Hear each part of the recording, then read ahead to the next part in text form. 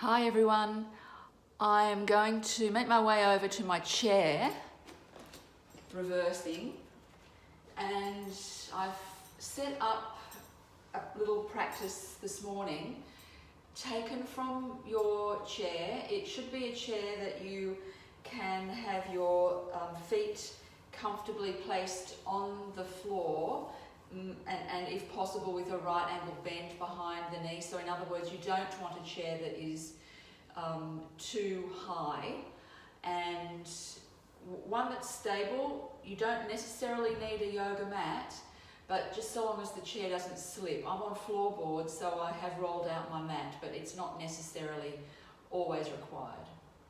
So join me, won't you? And let's take a little mini sequence from our chair. The first thing I'd like you to do is sit up really nice and tall. Have the soles of the feet hip distance apart. You can just place your hands comfortably on your legs. I've got my palms facing up. And if you wouldn't mind taking 3 conscious breaths in and out through the nose, and as deeply as you can and energetically breathe in. When you exhale, relax the breath away, soften through the shoulders. Do that a couple of more breaths. In through the nose, just be really curious and observe exactly how you feel this morning.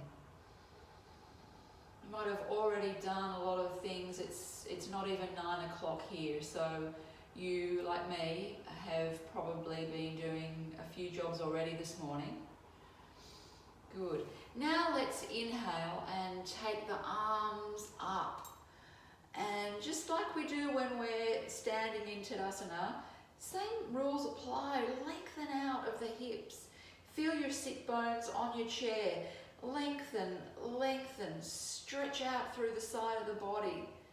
Let's take a little side stretch. You can place a hand on the seat of the chair and just let yourself take a lovely lengthening stretch. You can rotate the wrist, you can turn the head, and just kind of loosen up. Then inhale, lift, lower that hand down, go to the other side, rotate a wrist, turn the head, and free up any tightness in the neck, and then come back up. Then take the hands to the knees again and roll the shoulders. And take a little mini twist. You could sit further back on the chair and wrap your arm around the back of the chair if you have one. That's up to you. And or not. And just have that spiraling around of the abdomen. You can look over the shoulder. You can also hold the twist and look over to the other side to look over the opposite shoulder. And then we can move around to the other side, keeping the soles of the feet firmly on the floor. But a lightness as you let yourself open around. You're turning the head to look over the shoulder, and you can see in the vision maybe the back of your chair. And then you're keeping the body in the twist, but turning the head to look the opposite way. So many things we can practice while sitting on a chair. Releasing and rolling the shoulders. You can also weight bear, so you can sit on the edge of the chair, and sitting up really tall, you can take one leg away from the floor and hold it out. You can draw the toes back. Or you can be lifting and lowering, lifting and lowering. You can hold that leg out straight. Try and stay as upright as you can. You can also hold onto the back of the seat of the chair. Go to the other side. So again, you can be lifting and lowering. This is deceivingly strengthening through the legs and through the core. As always, don't do anything that doesn't feel right. Lifting and lowering. You can lift that leg as high as you can and I would suggest having a little bit of softness through the knee, so you're actually really building strength through that quad. Oh gosh, I can feel that. Good, and then release, and then just wriggle and shake off the legs a touch. And rub the quads. We're going to actually now take a hip stretch, and it's a sciatic stretch, so you're going to cross the ankle in front of on the top of the thigh. I'm working with my right leg first, but it really doesn't matter. And you're sitting up tall. Now, you might recall doing this in class where you're actually lying on your back and the ankle is crossed over, and you might have the left foot on the floor, or you might have it off. So you might recall this type of sciatic stretch, and it's really going to be felt in, as I said, working with my right leg, so I'm feeling it in my right hip joint.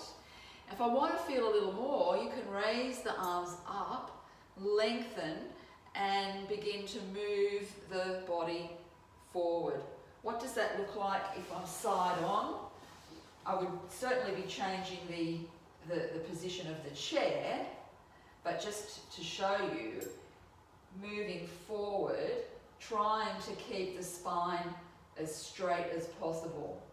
Moving forward actually provides a whole lot more dimension to that stretch.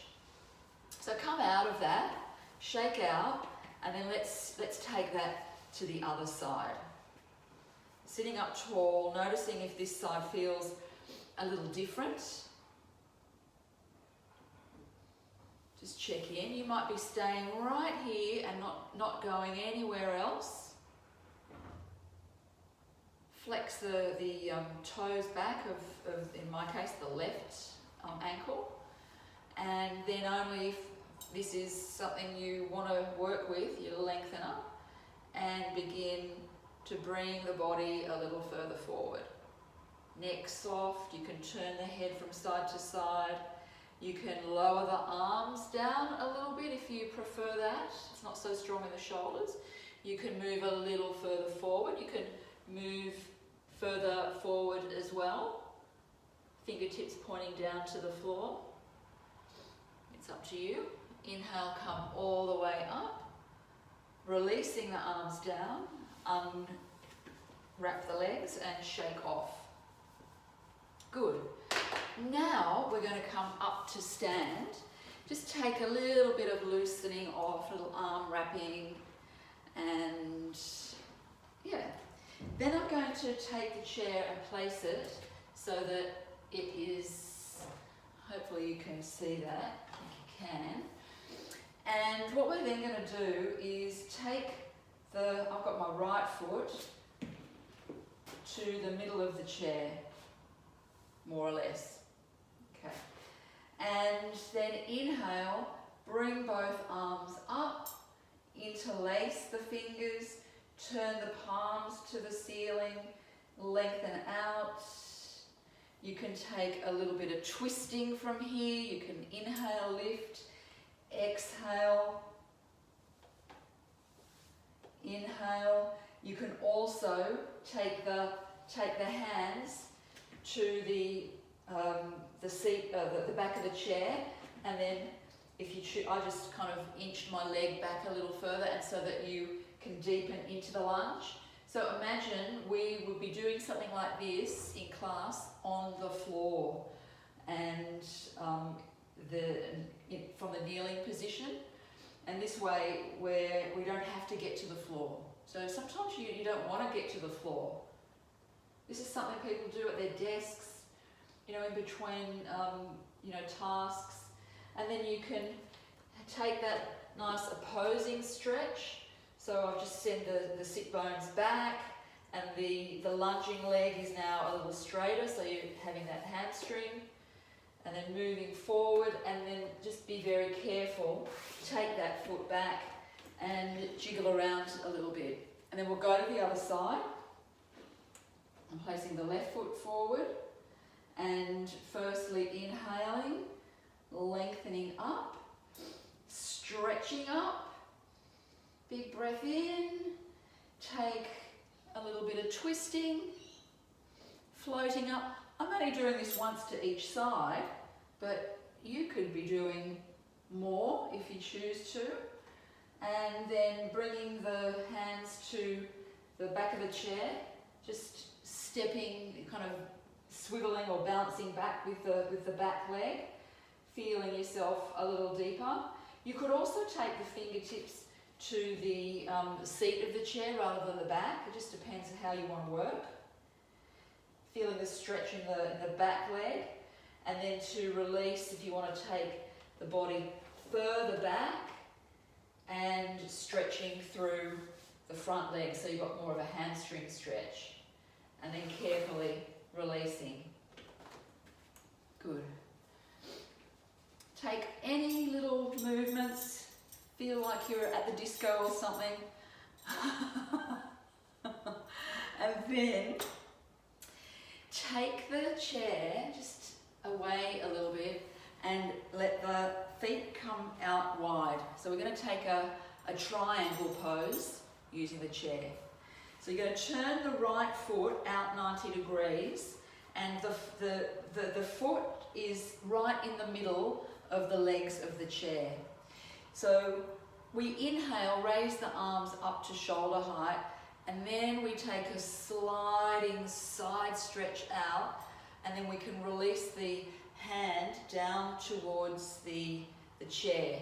Now, if you bring that chair in a little more, then that might be easier for you, but notice that you can have all of that beautiful side stretching.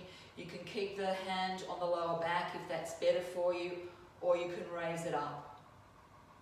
And so we often don't have any height like this available to us in a class unless we do have our chairs, but you can then move a little deeper down if you choose to, and then you can bend the knee and slowly come on up.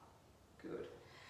And then let's go to the other side, just moving my chair around so that it can be viewed. All right, stride the legs out. Left foot in this case, in the middle between the legs. Raise the arms up to shoulder height, lengthen. Side stretch, and then place the hand onto the seat of the chair. You can move the chair in if that's better for you. Breathe, feel that lovely elongating stretch. You could keep the hand on the shoulder, onto the lower back, or raise it up as I have done. Big breath. Smile. And we bend the knee as we come out of the pose. It's a little kinder for the back. Lowering the arms. And then I'm going to reposition the chair back to its place. And then we're going to sit, widen the legs a little bit, and take the buttocks back a little bit on the chair, and then you can fold forward. You can flop forward. I hope you can see this. You can take that forward fold. If you shouldn't have the head down so far, then take a modified version. And then slowly just sit. Roll the shoulders again. Kind of run the feet out on the spot. So you're just kind of lifting the knees, tapping it. You could have that feeling like you're jogging almost. Good. And sit. Close the eyes. Focus on your breath. Just notice the effects of the very, very simple seated practice from the chair. Nothing complicated. All things, all movements, all stretches that we know, just taken from a different perspective. And just let yourself sit for a few moments to take a moment out before you start the next task that you've got planned for the day. Just soften the breath. Move back to the conscious breath, that breath where we're noticing, we're feeling the temperature in the nose, and being a witness to ourselves just in the stillness before we finish the practice.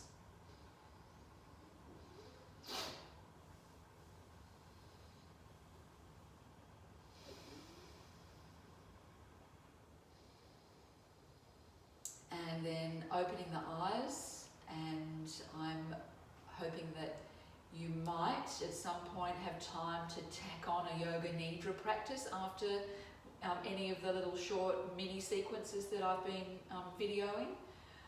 That would be fantastic if you've got the time to do that at some point.